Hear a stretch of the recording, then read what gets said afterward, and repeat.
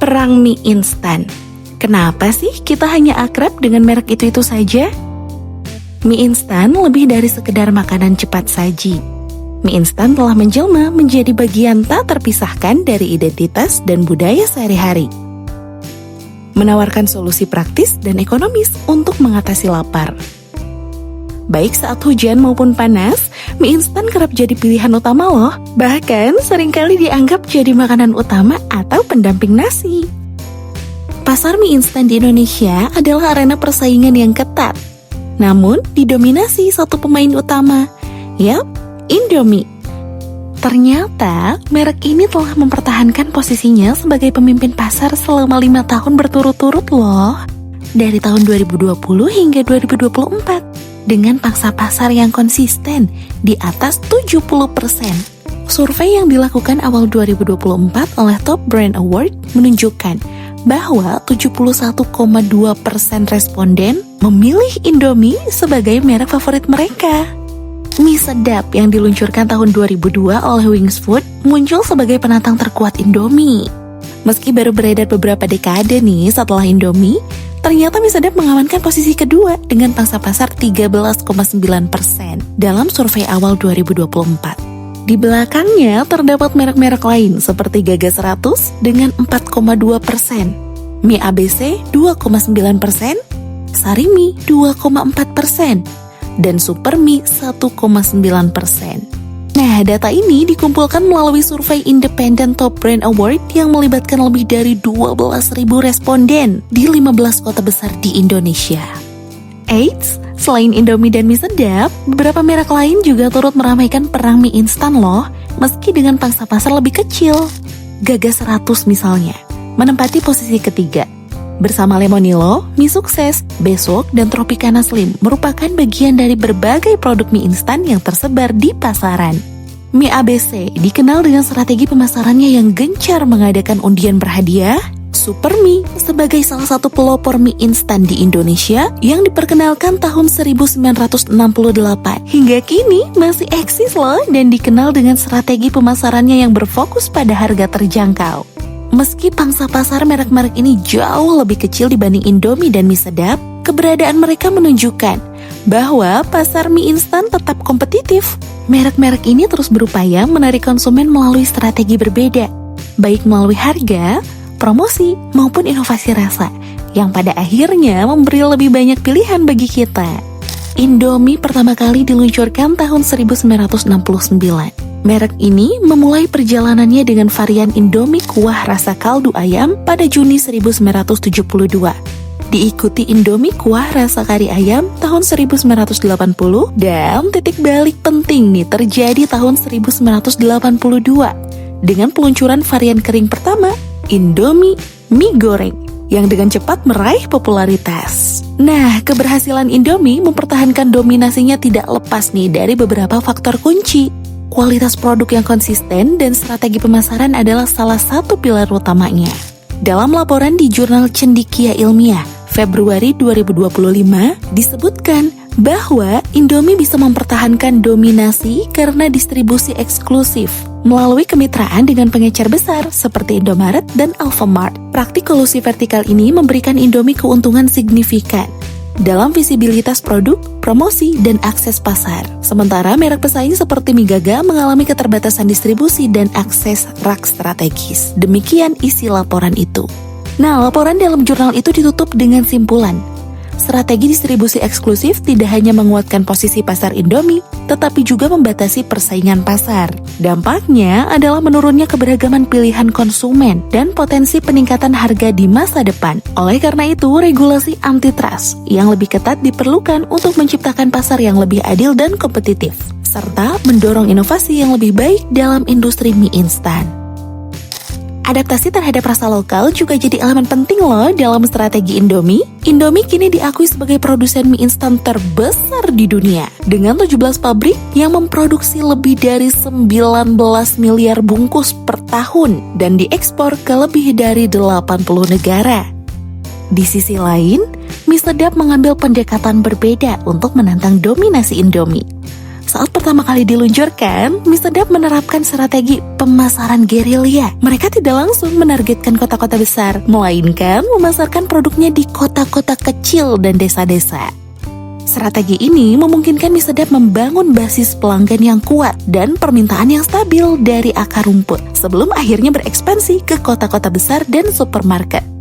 Mie sedap juga membedakan dirinya dengan menawarkan harga yang sedikit lebih murah dari Indomie pada awal peluncurannya. Namun, tetap menjaga kualitas mie agar lebih kenyal dan tidak mudah mengembang saat direbus. Strategi ini banyak dipuji konsumen loh. Inovasi lain yang diterapkan adalah program hadiah konsumen, seperti memberi sebungkus mie gratis untuk setiap pembelian 5 bungkus. Nah, pendekatan ini belum pernah dilakukan Indomie dan terbukti efektif menarik pembeli individual yang mencari nilai tambah langsung. Dominasi Indomie yang hampir mencapai monopoli di pasar Indonesia adalah fakta yang tak terbantahkan. Namun, keberhasilan mie sedap merebut pangsa pasar yang signifikan dalam waktu relatif singkat juga menunjukkan nih bahwa persaingan tidak hanya bergantung pada harga, tetapi juga pada strategi diferensiasi yang cerdas.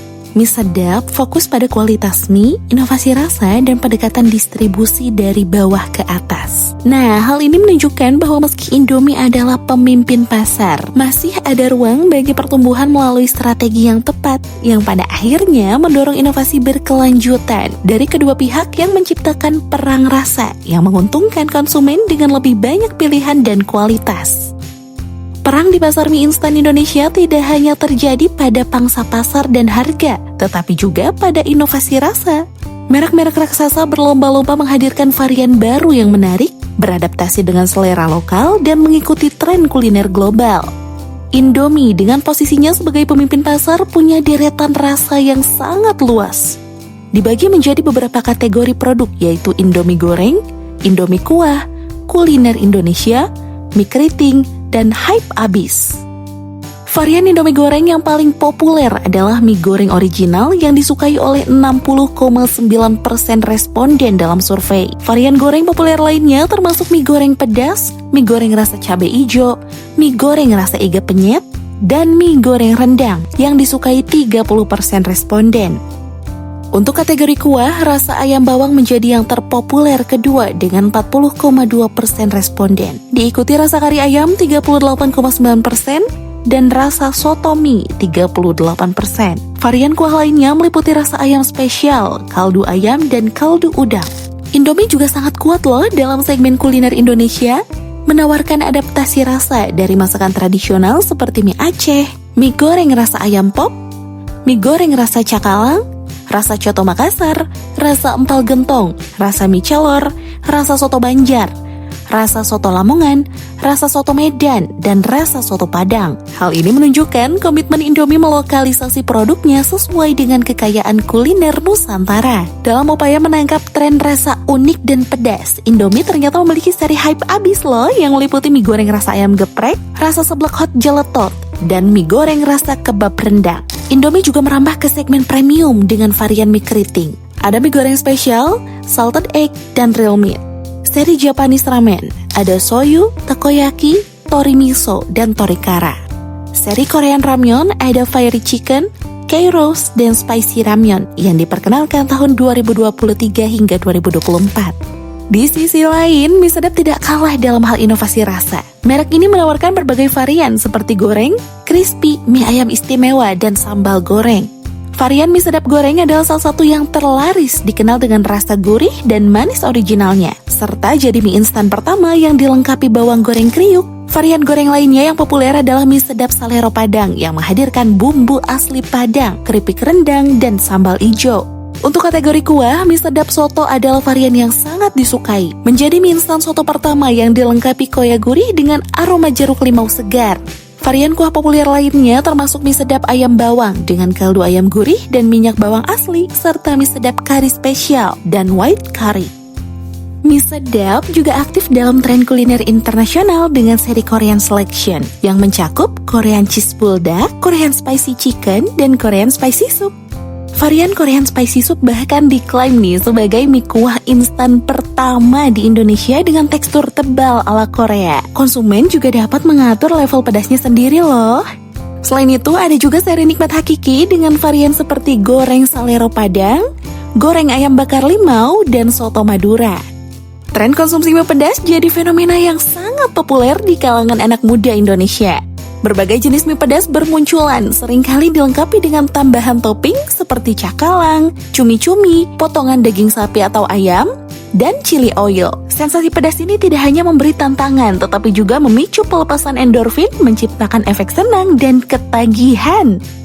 Dalam perang rasa ini, merek-merek mie instan tidak hanya berinovasi dengan menciptakan rasa baru, tetapi juga dengan menangkap dan mengkapitalisasi tren budaya yang berkembang, seperti Korean Wave atau kekayaan kuliner daerah.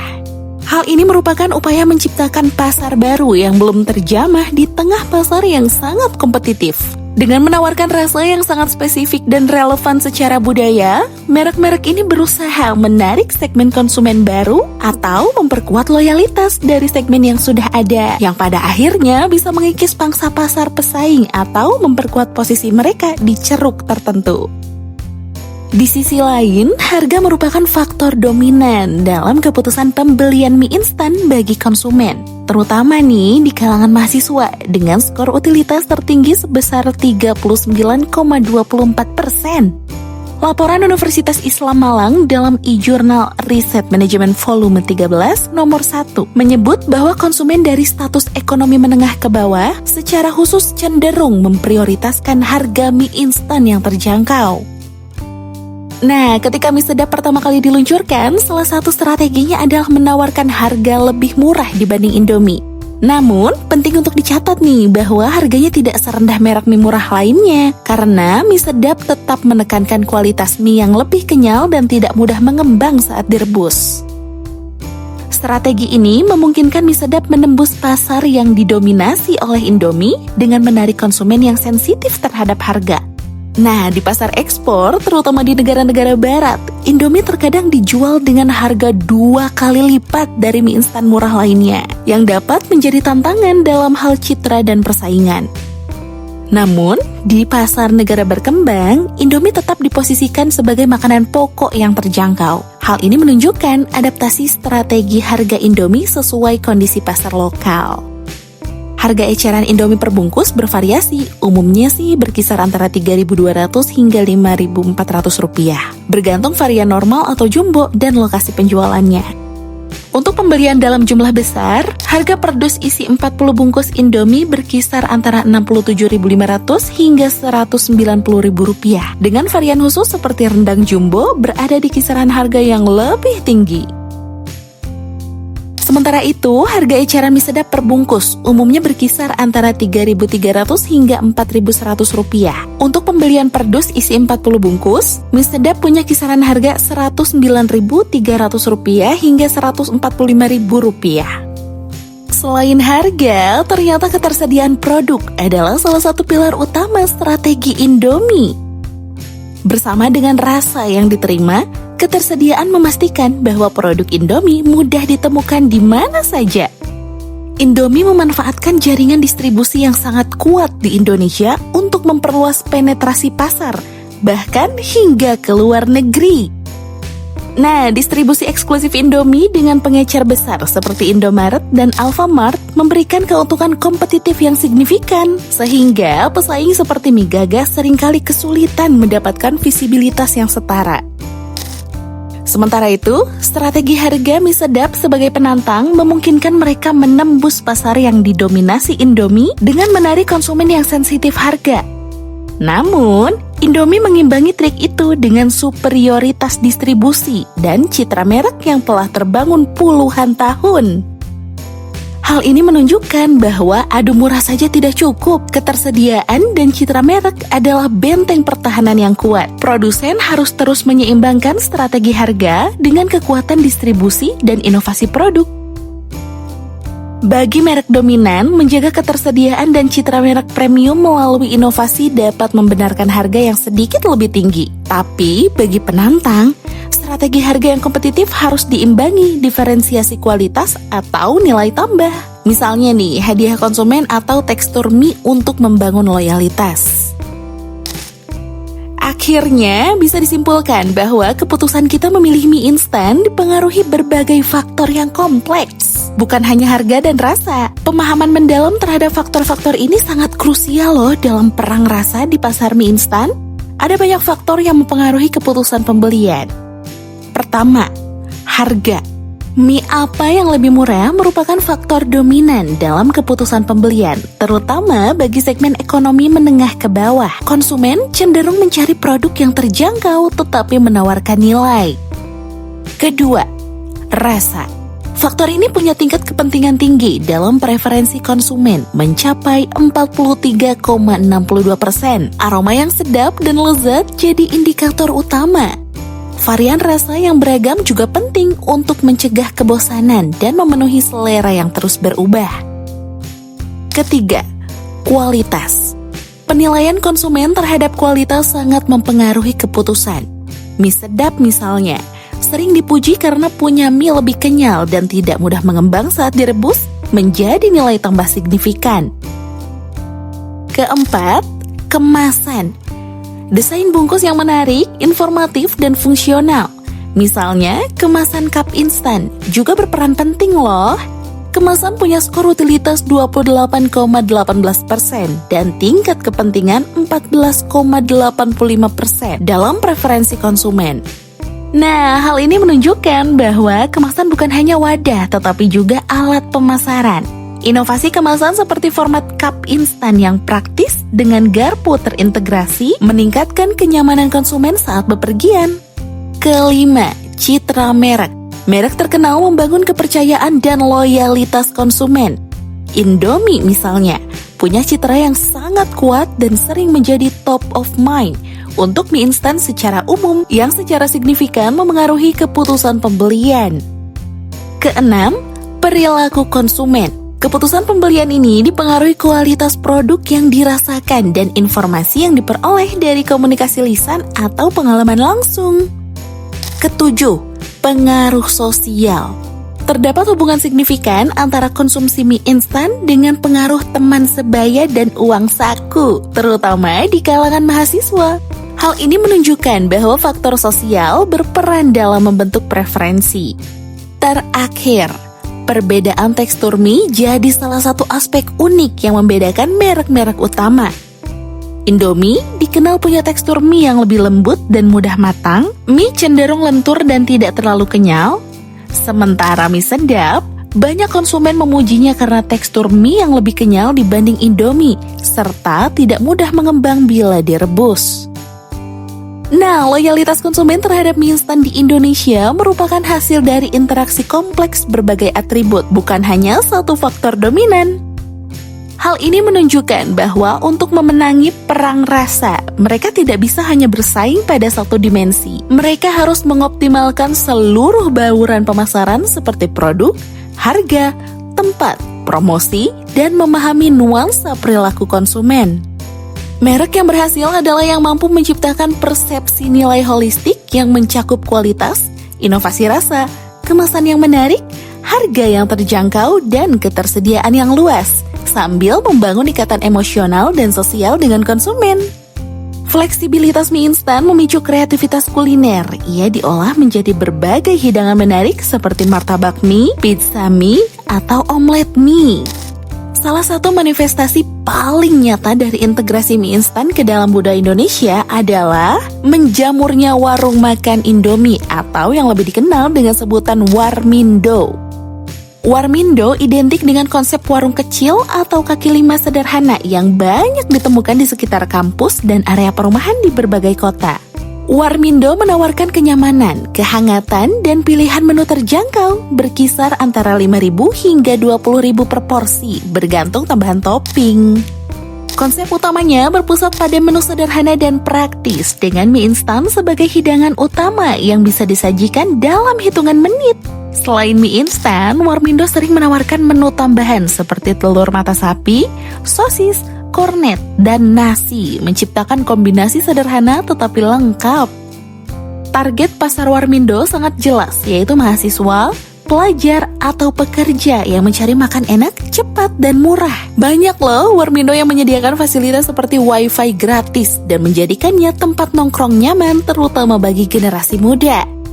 Nah, Indomie secara aktif juga mendukung fenomena Warmindo, bahkan membuka kesempatan bagi pelaku usaha untuk bergabung memperkuat simbiosis antara merek dan budaya konsumsi. Produsen mie instan terus berinovasi, tidak hanya pada rasa, tetapi juga pada kemasan. Format cup instan misalnya menawarkan kepraktisan maksimal dengan garpu terintegrasi. Sangat cocok untuk konsumen yang sibuk atau bepergian. Inovasi ini mencerminkan pemahaman produsen terhadap kebutuhan akan kemudahan dan mobilitas konsumen modern. Sebagai respons terhadap kekhawatiran kesehatan yang meningkat, muncul pula tren mie instan sehat. Mie Sedap misalnya telah meluncurkan Mie Sedap Bake yang diklaim lebih sehat. Mie instan sehat umumnya terbuat dari bahan-bahan alami, minim pengawet, serta memiliki kandungan serat dan protein yang lebih tinggi dengan lemak jenuh yang lebih rendah dibanding mie instan konvensional. Nah, contoh varian sehat meliputi mie nabati seperti mie soba, kelor, atau bayam, dan mie bebas gluten yang terbuat dari tepung beras atau jagung. Di sisi lain, ada juga tren mie instan premium. Indomie memiliki varian mie keriting yang menawarkan tekstur lebih tipis dan lembut, seringkali dengan tambahan topping yang lebih mewah, memberikan pengalaman makan yang lebih indulgen. Indonesia menempati posisi kedua sebagai konsumen mie instan terbesar di dunia. Berdasarkan data World Instant Noodle Association, konsumsi mie instan di Indonesia tahun 2024 mencapai 14,68 miliar bungkus. Angka itu menunjukkan peningkatan tipis 0,96% dibanding tahun sebelumnya. Meski volume konsumsi terus meningkat, laju pertumbuhannya melambat dalam 3 tahun terakhir. Perlambatan pertumbuhan ini menunjukkan bahwa pasar domestik mie instan di Indonesia telah mencapai tingkat penetrasi yang sangat jenuh. Akan tetapi, hal ini bukan berarti minat konsumen menurun, melainkan adanya indikasi pergeseran fokus dari ekspansi volume besar menuju diferensiasi produk dan peningkatan nilai. Produsen tidak bisa lagi hanya mengandalkan penjualan melalui perluasan pasar tradisional. Sebaliknya, mereka perlu memprioritaskan inovasi produk, peningkatan kualitas, dan pengembangan strategi pemasaran yang lebih canggih. Semua itu dilakukan untuk mempertahankan pangsa pasar dan mendorong pertumbuhan nilai bukan hanya volume. Secara global, industri mie instan merupakan bisnis bernilai miliaran dolar. Dengan estimasi penjualan mencapai 57,73 miliar dolar tahun 2023 dan diproyeksikan tumbuh menjadi 98,26 miliar dolar tahun 2032. Kawasan Asia Pasifik mendominasi pasar ini, menyumbang 85,81% pangsa pasar pada tahun 2023. Angka-angka ini menggarisbawahi betapa pentingnya pasar mie instan di Indonesia dalam konteks global dan betapa sengitnya persaingan di dalamnya.